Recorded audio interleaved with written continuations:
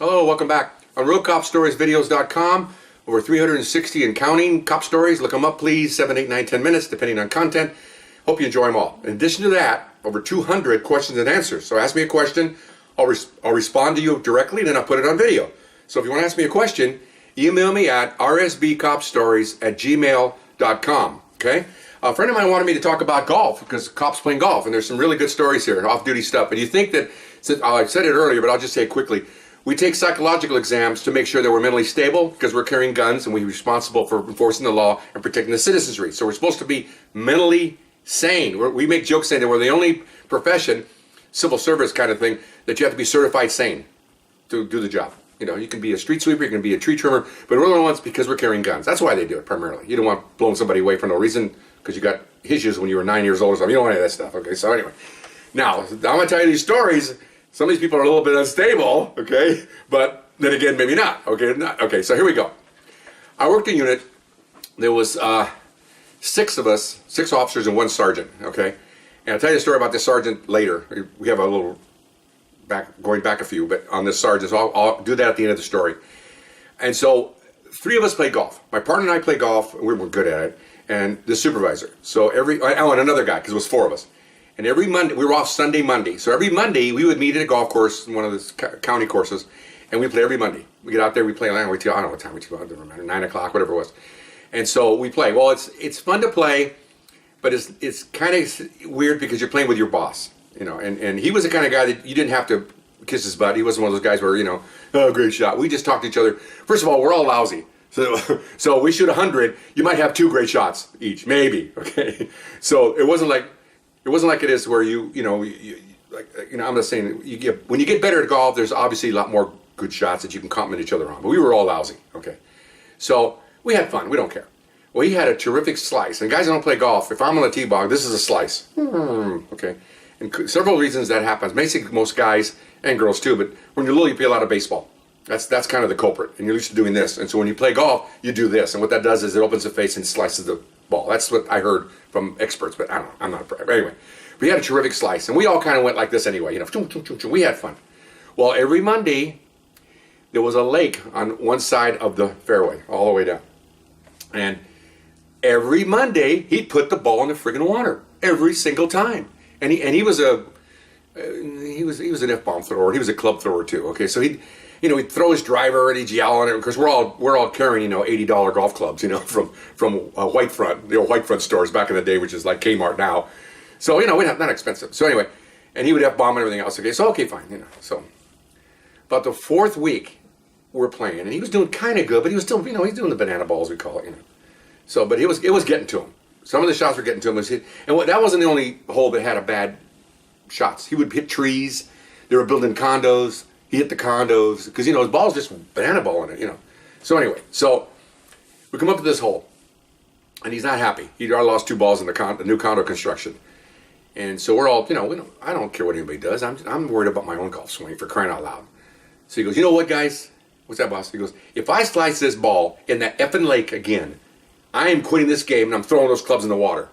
And we're all looking at each other, because he did it this is like the 5th week he's done it in there. And that's not the only, I told you, that's not the only place he's hit bad balls, trees and condos. So this is not unusual that this hole's got his head psyched out. He's just not playing well.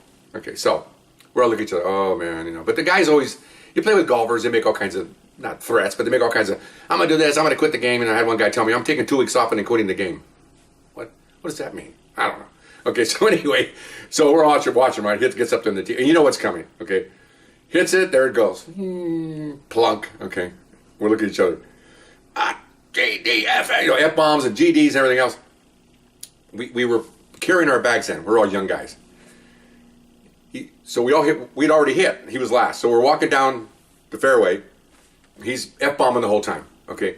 Walks over to where the ball went out, and we thought he was going to, drop one, whatever, like he always did. Hate this game. I don't want to be around.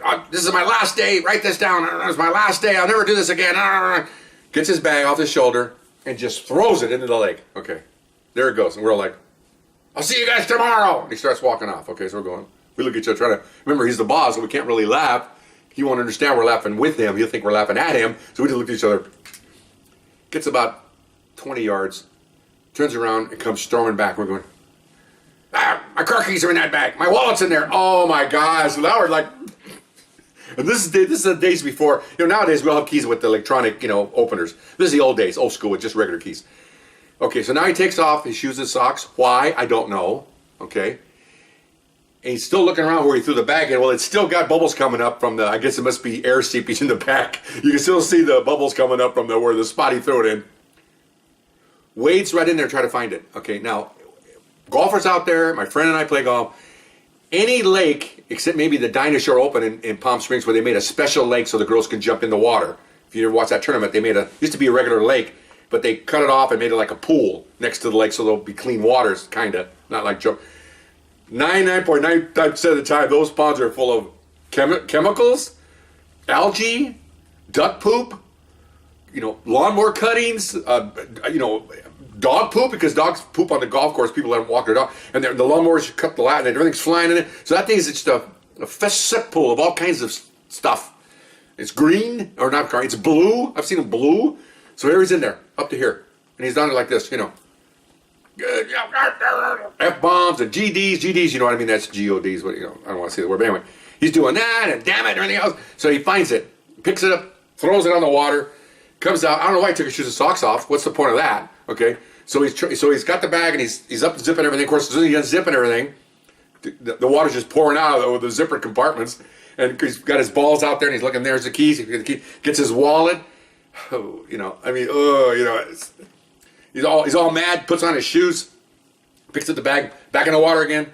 See you guys tomorrow. And he there he goes. Dripping wet with who knows what, green. He's a Caucasian guy. So when he got out of the water, he's got light complected. White. I'm dark complected, and his legs, what you could see of the ankles down, and his arms, they're all green and blue because of the water. Okay. Oh my God. I don't know if you can classify it as water. I don't know what that would be. So there he goes. Okay. So we're like, oh my gosh. We look at each other. Anybody want those clubs? Not now. I don't want to. I'm not going to go get those things. Okay, fine. So we finished the game, and partner and I got done. We went inside, had a couple of beers, and we had some hamburger or something after the game, and we were just laughing about this the whole time. That was pretty good. Okay. Now, later on, actually later on, no, it was before that.